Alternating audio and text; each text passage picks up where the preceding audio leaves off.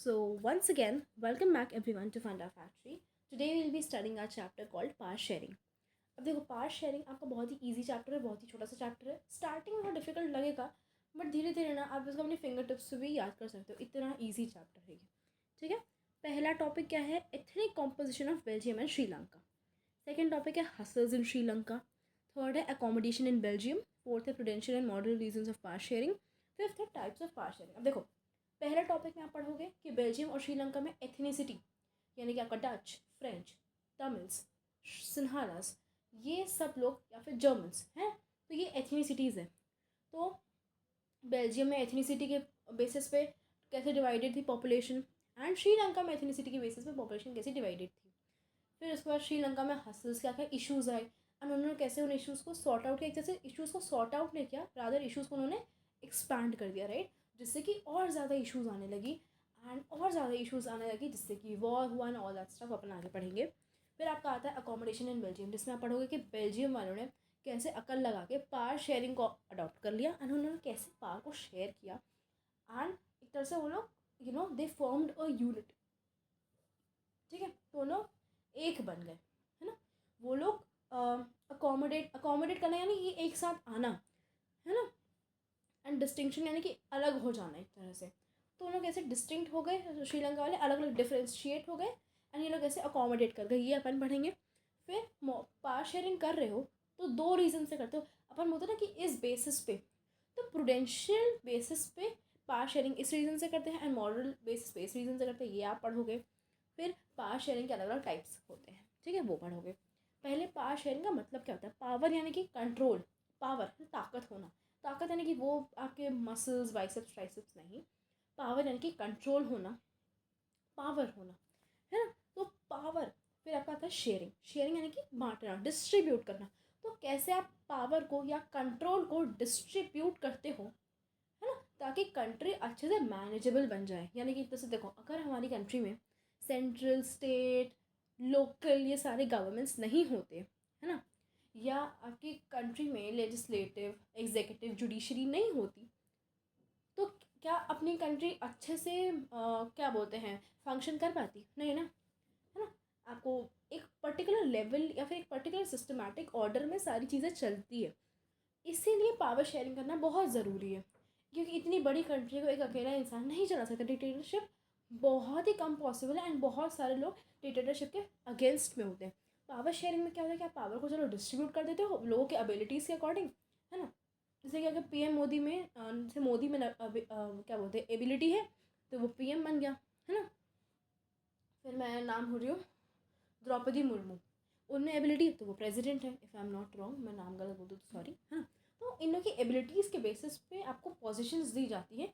इसी को बोलते हैं पावर शेयरिंग. आप पावर को डिस्ट्रीब्यूट करते हो. सीएम की पावर अलग है, पीएम की पावर अलग है, प्रेसिडेंट की पावर अलग है, राइट. तो ये आप एक तरह से एग्जाम्पल के थ्रू समझ सकते हो, राइट. अब अपन पढ़ते हैं एथनिक कॉम्पोजिशन ऑफ बेल्जियम. अब देखो बेल्जियम में 1 करोड़ की पॉपुलेशन है अराउंड. ठीक है. तो बेल्जियम में अराउंड कितनी पॉपुलेशन है? 1 करोड़ की. हमारे से तो बहुत कम है.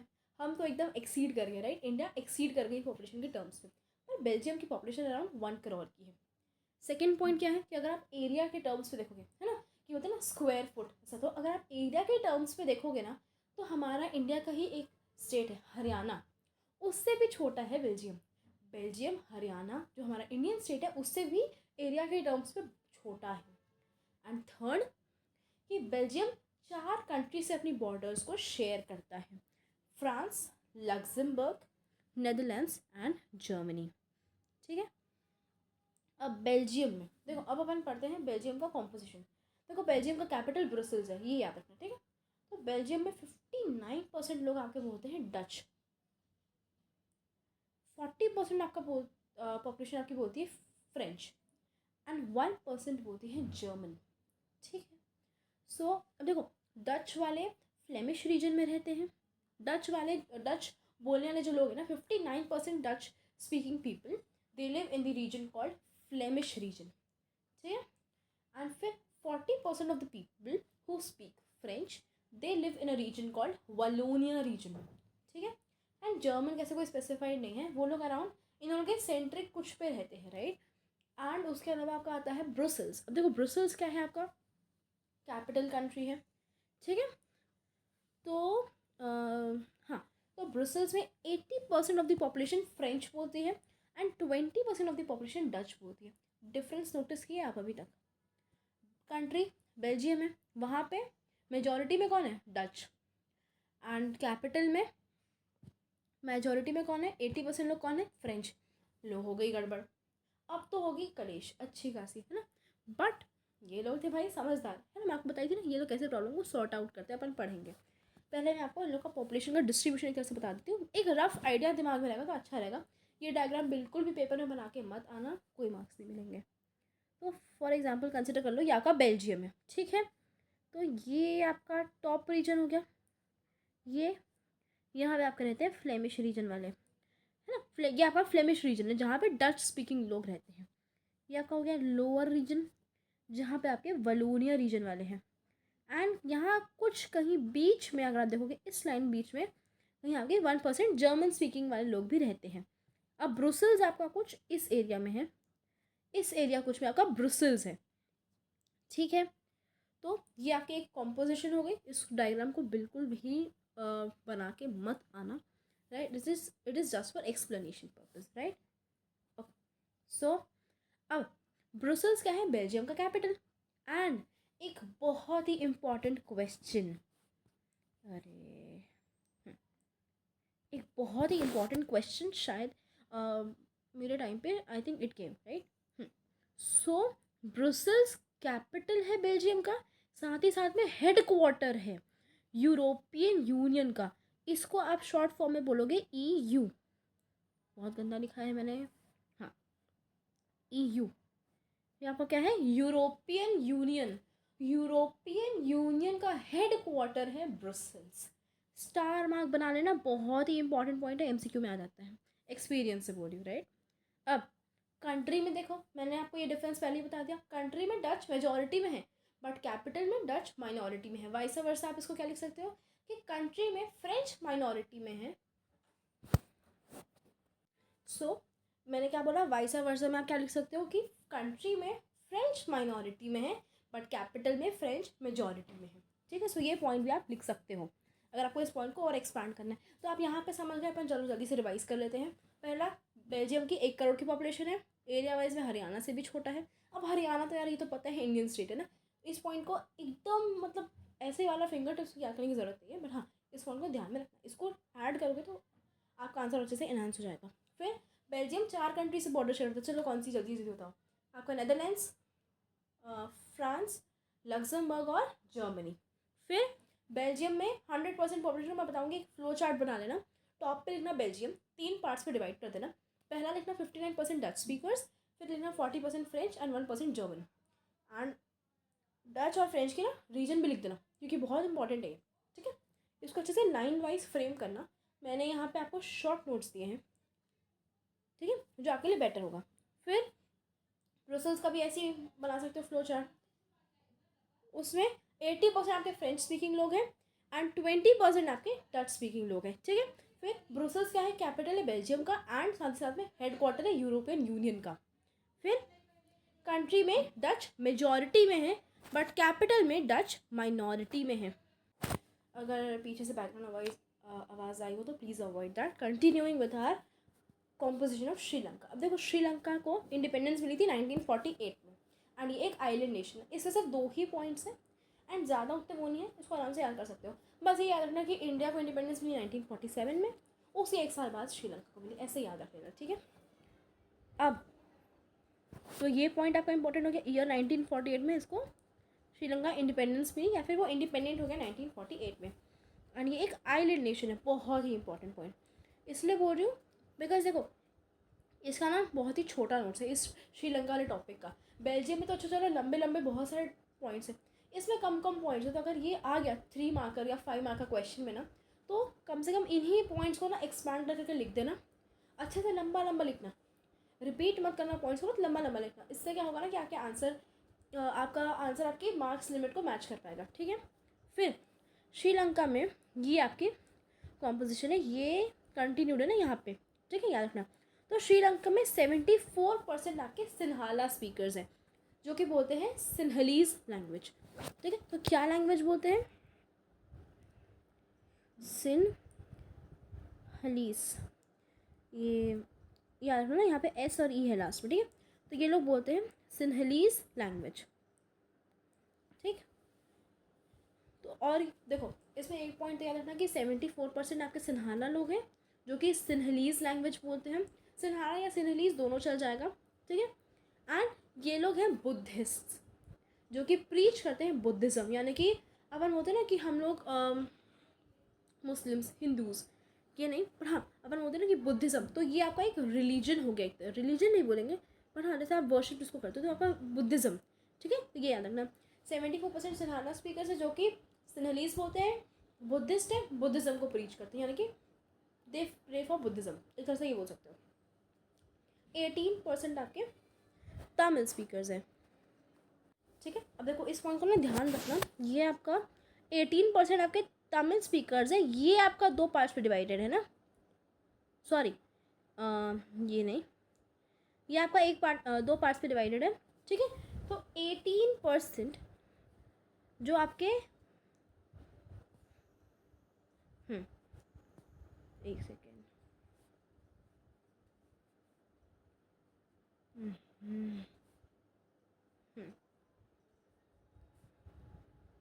सो ओ शिट या ओके। सो 18% आपके तमिल स्पीकर्स है। अब ये जो तमिल स्पीकर्स है ना, तमिल स्पीकर्स है, यहाँ पे दो पार्ट्स पे डिवाइडेड है। आपका 18% आपका टूट गया है 13% में एंड 5% में, ये आपका था 18%, ठीक है। तो 18% आपके तमिल स्पीकर्स हैं जो कि मुस्लिम्स हैं एंड हिंदूज़ हैं। इसमें से आपके आते हैं 13% Sri Lankan Tamils and 5% Indian Tamils. ये बहुत इंपॉर्टेंट डिफ्रेंसिएशन के लिए याद रख लेना। श्रीलंकन तमिल्स यानी कि ये वो तमिल्स है जो कि श्रीलंका से ही बिलोंग करते हैं, यानी कि ये क्या है, ये लोग हैं नेटिव्स। क्या है ये लोग? ये है आपके नेटिव्स, श्रीलंका के नेटिव्स हैं। बट ये आपके क्या हो गए, श्रीलंका के नेटिव्स, बट यहाँ पे इंडियन तमिल्स लिखा है, यानी कि ये श्रीलंका में रहने वाले वो तमिल्स हैं जो कि इंडिया से माइग्रेट करके आए थे, ठीक है। इंडिया से माइग्रेट करके आने वाले तमिल्स जो अब श्रीलंका में हैं वो आपके इंडियन तमिल्स कहलाते हैं। एंड जो तमिल्स ओरिजिनली या फिर नेटिव उनका है कहाँ, श्रीलंका है ना, वो आपके श्रीलंकन तमिल्स, यानी कि जिनका नेटिव प्लेस आपका श्रीलंका है वो आपके श्रीलंकन तमिल्स हो गए, ठीक है। फिर 7% आपके क्रिश्चियंस हैं जो कि बोलते हैं तमिल एंड सिन्हाला, यानी कि आप इतना से बोल सकते हैं कि 7% क्रिश्चियंस है ना, ये दोनों लैंग्वेजेस बोलते हैं, तमिल भी बोलते हैं, सिन्हाला भी बोलते हैं। एंड 1% आपके अदर्स हो गए, इसको भी अवॉइड करते हैं, बट इसको लिख दोगे तो बहुत अच्छा होगा, ठीक है। तो ये आपको समझ में आ गया, जल्दी से रिवाइज कर लेते। देखो, श्रीलंका इंडिपेंडेंट होता कब? 1948 में, इंडिया के इंडिपेंडेंस के एक साल बाद। आइलैंड नेशन है, पॉपुलेशन को डिवाइड करते हैं।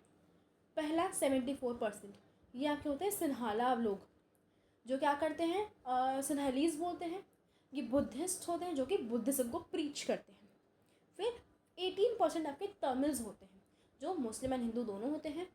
15% आपके होते हैं कौन, श्रीलंकन तमिल्स। 13% आपके होते हैं श्रीलंकन तमिल्स जो कि आपका श्रीलंका के नेटिव हैं, है ना। फिर आपका 5% आता है इंडियन तमिल्स जो कि इंडिया से माइग्रेट करके श्रीलंका में आए होते हैं एंड वो तमिल होते हैं, ठीक है। फिर 7% क्रिश्चियंस होते हैं जो दोनों लैंग्वेजेस बोलते हैं, तमिल भी बोलते हैं, सिन्हाला भी बोलते हैं। एंड 1% आपके अदर्स होते हैं, ठीक है। अब एक्ट ऑफ मेजॉरिटारियनिज्म, ठीक है। तो अच्छा बड़ा वर्ड है ये, ठीक है। ओके, पेन रेडी रखेंगे। तो Sinhalese post there dominance, post यानी कि सिन्हालास ने अपने डोमिनेंस को पुट अप किया। सिन्हालास ने अपने डोमिनेंस को इस बिलीफ से पुट अप किया। देखो, सिन्हालास थे मेजॉरिटी में, अभी देख रहे हैं ना, 74% कौन थे, सिन्हालास एंड 18% थे तमिल्स। ऑब्वियसली बहुत ज़्यादा अमाउंट में आपके प्रेजेंट थे कौन, सिन्हाला लोग। अब क्योंकि ये ज़्यादा थे, बोलते हैं ना मेजॉरिटी विंस, तो इसलिए ये लोग मेजॉरिटी का फ़ायदा उठा लिया एंड ये लोग अपने आप को डोमिनेंट बना लिए, यानी कि कमांडिंग। जैसे कि आपके टीचर्स आपको कमांड करते हैं, आप पे डोमिनेट करते हैं, रूल करते हैं, है कि डिसिप्लिन मेंटेन करो एंड ऑल दैट स्टफ। तो इसीलिए सिन्हालाज ने अपनी ये डोमिनेंस यानी कि अपनी ये टीचर वाली हरकत किस पे शो करी, बच्चों पे यानी कि तमिल्स पे शो की, उन क्रिश्चियंस पे शो किया एंड बाकी जो अदर्स थे उन पे शो की। तो सिन्हालाज ने डोमिनेंस किस पे शो करी, जो आके अदर पॉपुलेशन थी उस पर, क्योंकि वो मेजॉरिटी में थे, क्योंकि वो बहुत ज़्यादा अमाउंट में थे, है ना। अब 1956 में ना ये एक्ट ऑफ मेजॉरिटारियनिज्म पास हुआ था एंड ये एक्ट ये बोलता है, पहले मैं आपको नॉर्मल समझाऊंगी, ठीक है।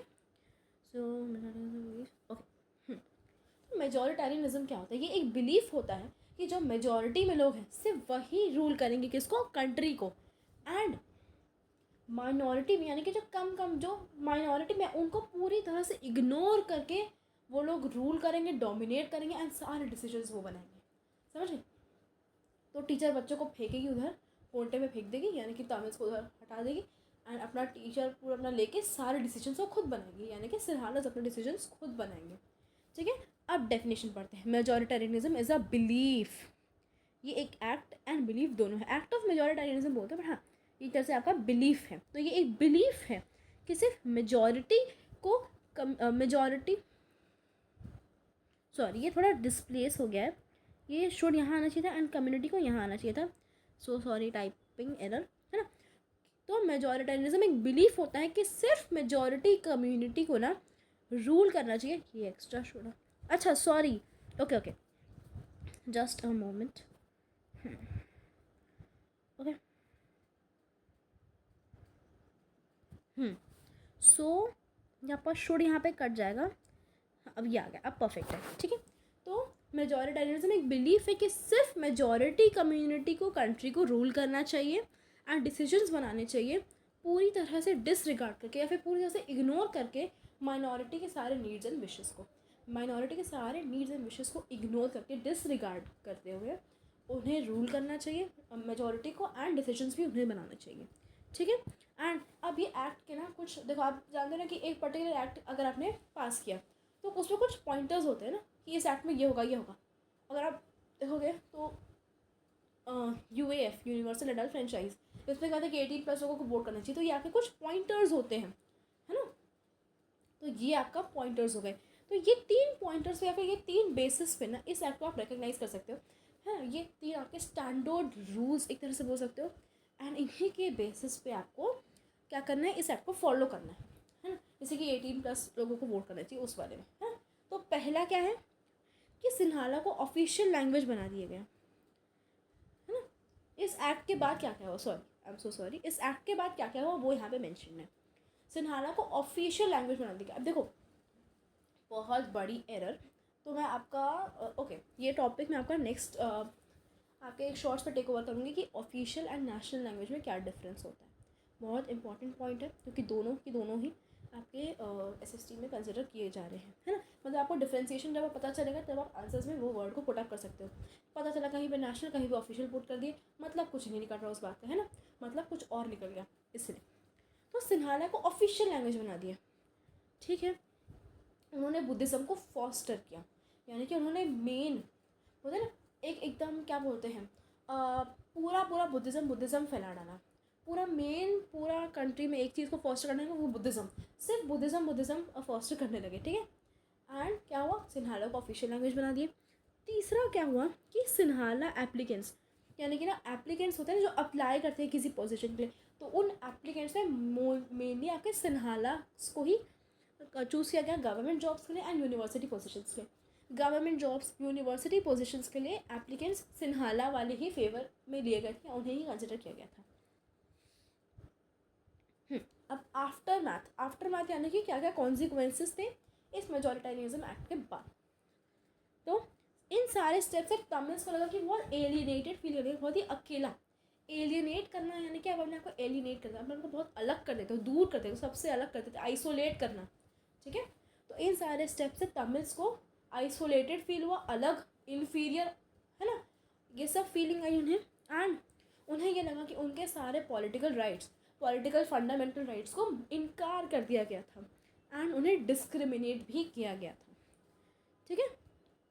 इससे एक टेंस सिचुएशन, टेंस यानी कि वो वाला ग्रामर टेंस नहीं, टेंस यानी कि बहुत ही क्या बोलते हैं, एक बहुत ही टेंस, एक बहुत ही क्या बोलेंगे यार, टेंस वो जस्ट इग्नोर, ओके।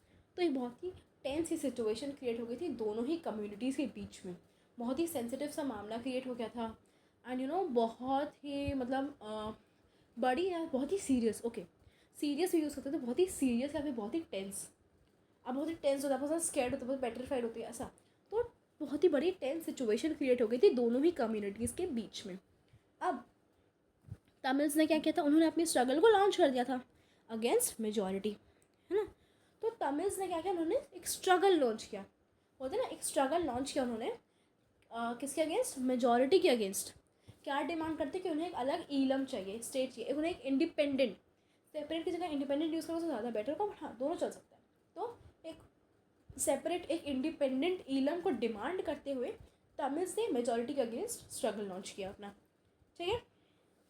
इससे क्या शुरू हुआ, सिविल वॉर। अब देखो सिविल वॉर यानी कि कंट्री के बाउंड्रीज के अंदर होने वाली वॉर को सिविल वॉर बोलते हैं, ठीक है। वर्ल्ड वॉर यानी कि सारी कंट्रीज इन्वॉल्व होती है, जब मतलब बाउंड्रीज के बाहर वाली, मतलब ऑलमोस्ट सारी कंट्रीज इन्वॉल्व होती है, यानी कि आपका बॉर्डर, आपकी कंट्री के बॉर्डर के बाहर आपकी वॉर होती है, right. But civil war country के विदिन होती है। तो यहाँ पे श्रीलंका के विदिन ही ना वॉर होनी शुरू हो गई थी, जहाँ पे थाउजेंड्स ऑफ लोगों को मार दिया गया था, यहाँ पे थाउजेंड्स ऑफ लोग को मार दिया गया था, है ना। एंड ये ख़त्म कब हुई थी, 2009 में ये स्ट्रगल या फिर ये वॉर ख़त्म हुई। बहुत सारे फैमिलीज़ को फोर्स किया गया था कि वो कंट्री को एज रेफ्यूजीज़ छोड़ दें, ठीक है। तो भाई क्या हुआ, इन लोग को एलिनेटेड फील हुआ, इनके पॉलिटिकल राइट्स को डिनाई किया गया, इन्हें डिस्क्रिमिनेट भी किया गया। टेंस सिचुएशन फॉर्म हुई, तमिल्स ने इंडिपेंडेंट ईलम को डिमांड करते हुए अपनी स्ट्रगल लॉन्च की, है ना। फिर सिविल वॉर शुरू हो गई, जिसमें कि थाउजेंड्स ऑफ लोग मारा गया। 2009 पे ये वॉर ख़त्म हुई एंड बहुत सारी फैमिलीज़ को फोर्स किया गया कि वो रेफ्यूजीज़ के फॉर्म में कंट्री को छोड़ दें, ठीक है। अब यह आपका हो गया श्रीलंका की स्टोरी ख़त्म, इतना ही है श्रीलंका में।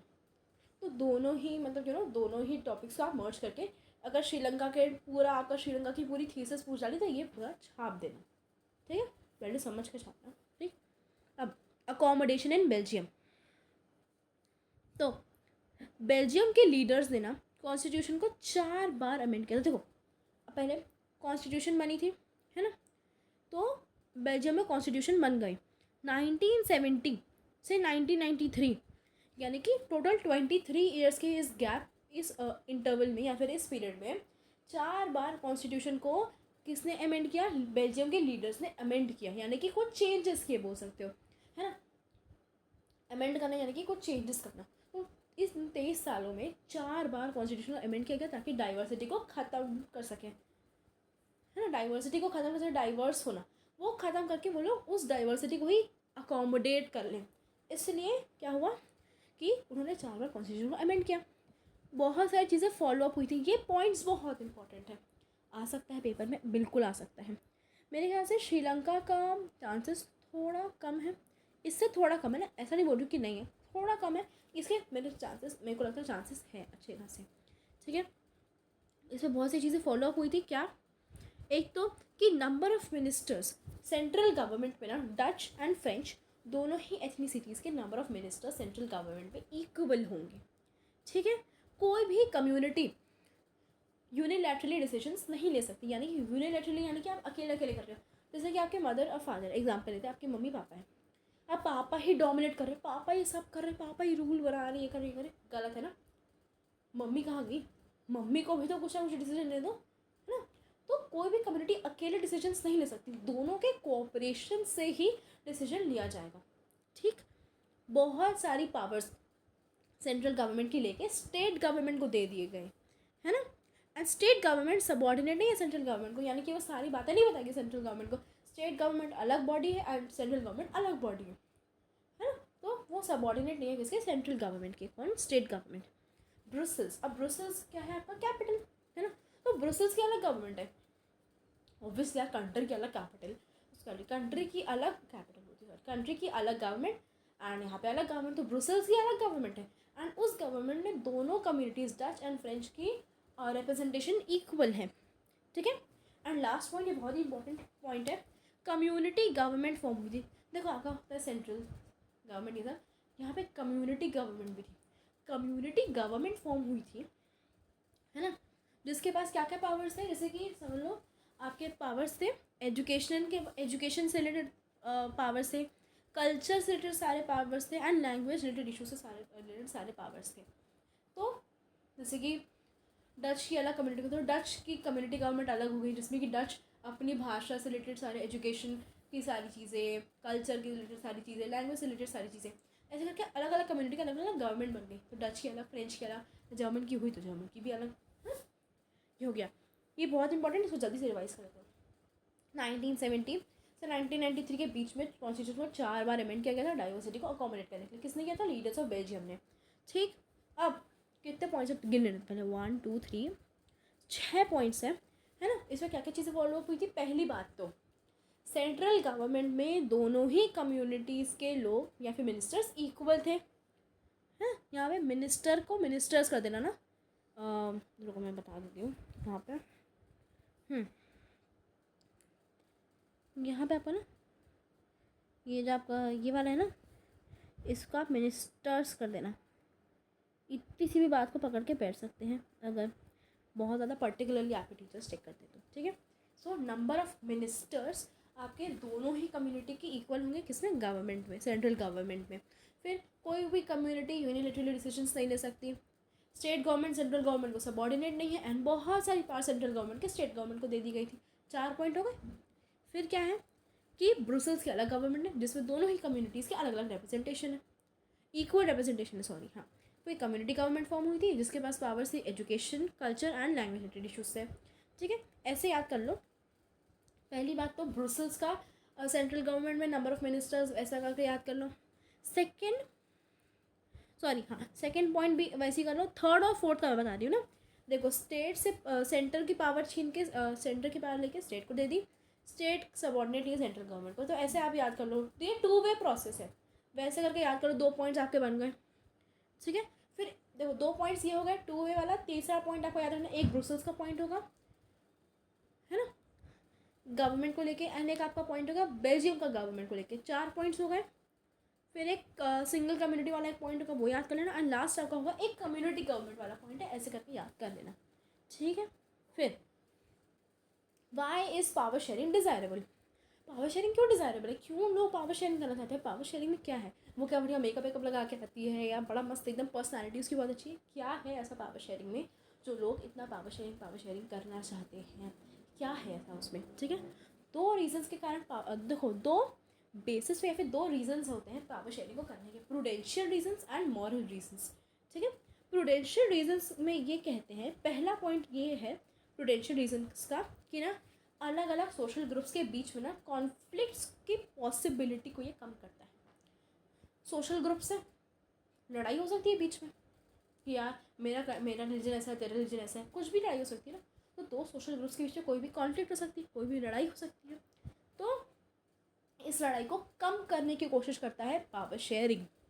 फिर पॉलिटिकल स्टेबिलिटी, पॉलिटिकली सब कुछ स्टेबल रहे, स्टेबलाइज रहे, इस चीज़ को इंश्योर करने का बहुत अच्छा तरीका है पावर शेयरिंग, ठीक है। अब आता है का मॉरल रीजन्स, ठीक है। तो मॉरल रीज़न क्या होता है? पहला कि it is the very spirit of democracy, democracy की आत्मा है क्या? Power sharing. अगर डेमोक्रेसी तुम अपनी कंट्री को डेमोक्रेटिक कंट्री बोल रहे हो और पावर शेयरिंग फॉलो ही नहीं कर रहे हो, तो क्या मतलब हुआ? It's like body and souls are different, right. It's like कि बॉडी विदाउट अ सोल। तो democratic country is a body and the power sharing is the soul of democracy, है ना। तो डेमोक्रेसी की स्पिरिट है, सोल है ना। यानी कि जैसे बॉडी, आप क्या बोल सकते हो कि जैसे 2 चीज़ें, आप एक बात बताओ, ब्रेन के बिना क्या आप फंक्शन कर सकते हो? कुछ भी नहीं कर सकते ना ब्रेन के बिना, इतनी इंपॉर्टेंस है ब्रेन की। तो वैसे ही समझ लो यहाँ पे कि अगर डेमोक्रेसी है और पावर शेयरिंग नहीं है, या फिर पावर शेयरिंग है पर डेमोक्रेसी नहीं है, तो ये दोनों एक दूसरे के बिना नहीं रह सकते अलग, ये दोनों का होना बहुत ज़रूरी है। तो वेरी स्पिरिट है डेमोक्रेसी की क्या? Power sharing. सेकेंड पॉइंट क्या है कि legitimate government is the one where citizens through participation acquire a stake in the system. तो लेजिटिमेट गवर्नमेंट ना एक ऐसी गवर्नमेंट है जहाँ पे कि सिटीजन्स ना मतलब देखो, लेजिटिमेट गवर्नमेंट एक ऐसी गवर्नमेंट है जहाँ पे कि सिस्टम में एक स्टेक को हासिल करने के लिए ना सिटीजन्स पार्टिसिपेट करते हैं, है ना। तो पार्टिसिपेशन के थ्रू सिस्टम में एक स्टेक एक्वायर कर लेते हैं कौन, सिटीजन्स। ये लेजिटिमेट गवर्नमेंट एक ऐसी गवर्नमेंट होती है, ठीक है। ये कौन सी गवर्नमेंट होती है जहाँ पे कि जो सिटीजन्स हैं वो पार्टिसिपेट करके एक स्टेक एक्वायर कर लेते हैं सिस्टम में, ठीक। अब आपका लास्ट टॉपिक है फॉर्म्स ऑफ पावर शेयरिंग। अब पावर शेयरिंग आपकी 4 अलग तरीके से हो सकती है कि आपका हो गया ऑर्गन्स ऑफ गवर्नमेंट में अलग, लेवल्स ऑफ गवर्नमेंट में अलग, सोशल ग्रुप्स में अलग and pressure groups and movements में अलग। पहला, among different organs of government. अब देखो जो आपका पावर शेयरिंग है ना वो 3 ऑर्गन्स में बटा हुआ है, लेजिस्लेटिव, एग्जीक्यूटिव एंड जुडिशरी। तो ये 3 ऑर्गन्स में डिवाइडेड है ना। इसको हॉरिजॉन्टल डिस्ट्रीब्यूशन ऑफ पावर भी बोलते हैं, है ना, एंड इसे system of checks and balances भी बोलते हैं। तो देखो लेजिस्लेटिव, एग्जीक्यूटिव, जुडिशरी में ये 3 ऑर्गन्स हैं जिस पे पावर डिवाइडेड होती है। इसको horizontal system of power sharing भी बोलते हैं and system of checks and balances भी बोलते हैं, ठीक। फिर आपका आता है अलग अलग लेवल्स ऑफ गवर्नमेंट। अब देखो ऑर्गन्स, पहले मैं लेवल्स बता देती हूँ, ठीक है। तो लेवल्स, अब देखो ये इसको बाइफरकेट करते हैं 3 लेवल्स में, सेंट्रल, स्टेट, लोकल, है ना। इसको वर्टिकल डिस्ट्रीब्यूशन ऑफ पावर भी बोलते हैं and federal distribution of power भी बोलते हैं। ये पूरा का पूरा ये छोटू सा जो 2 लाइन का टॉपिक है ना, इस पे बेस्ड पूरा एक चैप्टर है आपका नेक्स्ट, फेडरलिज्म, ठीक। तो इसको वर्टिकल डिस्ट्रीब्यूशन ऑफ पावर भी बोलते हैं एंड साथ ही साथ फेडरल डिस्ट्रीब्यूशन ऑफ पावर भी बोलते हैं, या फिर फेडरल सिस्टम ऑफ गवर्नमेंट भी इसको बोलते हैं, ठीक है। अब देखो आपको बताती हूँ कैसा इसमें आपको बोल रहा है। हॉरिजॉन्टल यानी कि ऐसा है, तो हॉरिजॉन्टल यानी कि ऐसा। इसमें हॉरिजॉन्टल का मतलब क्या है कि सारी चीज़ें इक्वल है ना। ज़मीन देख लो, लैंड, जितने भी इंसान उस लैंड पे खड़े सब इक्वल लेवल पे है ना। तो वैसे ही ये एक क्या है, एक ऑर्गन्स है गवर्नमेंट की, यानी कि ये सारे इक्वल लेवल पे है ना, सबका पावर इक्वल है, पर पावर की एरियाज अलग है। यानी कि सारा लेजिस्लेटिव, एग्जीक्यूटिव, जुडिशरी की पावर सेम है, मतलब अमाउंट ऑफ पावर सबका सेम है पर काम अलग अलग है, ठीक है। हॉरिजॉन्टल है, इक्वल है सबकी पावर। वर्टिकल में आपका ऐसा हो गया, इतनी गंदी लाइन बना रही हूँ मैं, आपका वर्टिकल में ऐसा हो गया। तो अब जो इंसान छत पे खड़ा है, जो इंसान सेकंड फ्लोर में खड़ा है एंड जो इंसान ग्राउंड फ्लोर में खड़ा है, तीनों का लेवल अलग अलग है ना। एक बहुत ऊपर है, एक बीच में और एक नीचे है। तो ऊपर वाले के पास, ऊपर वाला क्या है, पूरा का पूरा ऊपर से नीचे देख सकता है, बीच वाला उस एरिया से नीचे तक देख सकता है एंड नीचे वाला से नीचे देख सकता है। तो सबका अलग अलग पावर्स बोल सकते, क्या बोल सकते, सबका एरिया अलग अलग है ना। देखो ओवरऑल क्या है, देख उन लोग सेम एरिया ही रहे हैं, है ना। इसमें आपका बड़ा नहीं सेंस बना कि, बट हाँ इसमें क्या होता है कि तीनों का लेवल अलग अलग होता है। सेंट्रल की पावर स्टेट की पावर के इक्वल कभी नहीं हो सकती, स्टेट की लोकल से कभी इक्वल नहीं हो सकती, सबकी पावर अलग अलग है, अमाउंट ऑफ पावर सबका अलग है ना, बट एरिया ऑलमोस्ट सेम है।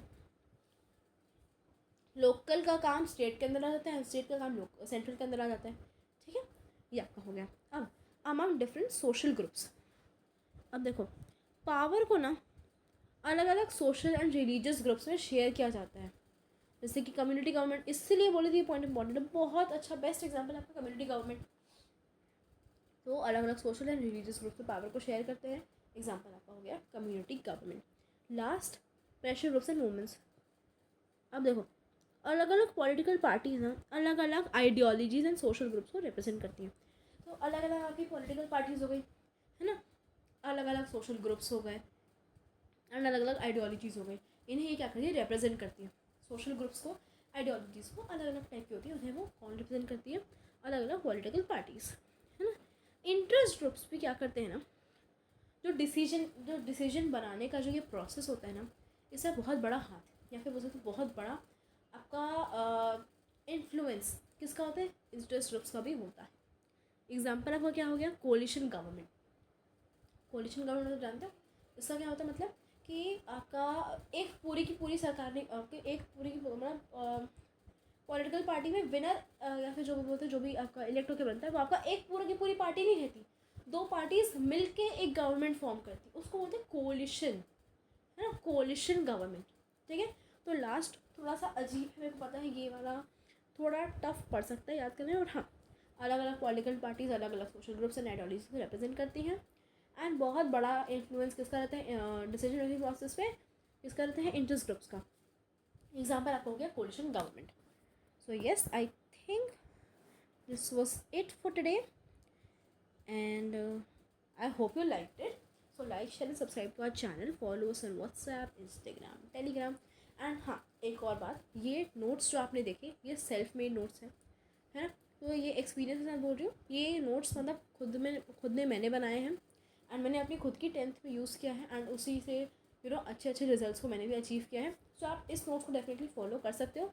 आपको लग रहा होगा ये नोट्स बहुत लेंदी है, बट एक्चुअल में ये नोट्स मैंने पॉइंटर्स के फॉर्म में बनाए थे, बिकॉज क्या है ना, आगे पीछे का आप इतने बड़े हो गए कि आगे पीछे का पॉइंट खुद बना सकते हो। इट इज़ जोड़ना, आखिरी में कुछ जोड़ना, ये सब आप खुद कर सकते हो। जो मेन की वर्ड्स हैं उनको याद करना बहुत ज़रूरी है, इसको याद कर लो। और हाँ, आंसर जब भी लिखोगे, जैसे आपने क्या लिखा कि Sri Lanka is an island nation, तो किसको अंडरलाइन, तो क्या करना, आइलैंड नेशन को अंडरलाइन कर लेना, श्रीलंका को अंडरलाइन कर लेना, है ना। फिर बोले कि गॉट इंडिपेंडेंस इन 1948, तो इंडिपेंडेंस इन 1948 को अंडरलाइन कर लेना। तो ये कुछ की वर्ड्स है जिनको आप अगर आप अंडरलाइन कर लिए, एंड पॉइंट्स में आंसर लिखना। एसएसटी में कभी भी पैराग्राफ्स में मत लिखना, जहाँ तक मेरी नॉलेज है पॉइंट्स में आंसर लिखना, पैराग्राफ्स में मत लिखना। एंड सेकेंड थिंग इज़ कि कीवर्ड्स को अंडरलाइन करना, ये दोनों चीज़ों से बहुत अच्छे मार्क्स मिल सकते हैं। एंड पॉइंट्स को भी कोशिश करना कि थोड़ा लंबा लंबा लिखना, जितना हो सके, इट इज़ जितना जितना जोड़ सकते हो सब जोड़ देना, बट आंसर्स को थोड़ा लंबा लिखने की कोशिश करना। मार्क्स देखो, अब ऐसा नहीं कि 3 मार्क के आंसर में पूरा 2 पेज भर दिए, नहीं, half page is enough, depending आपका कितना है।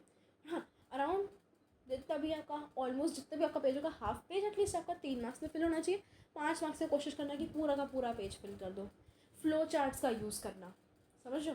एंड वो कलर अलग करने मत बैठना, बट हाँ, पेंसिल से अच्छे से फ्लो चार्ट बना लेना।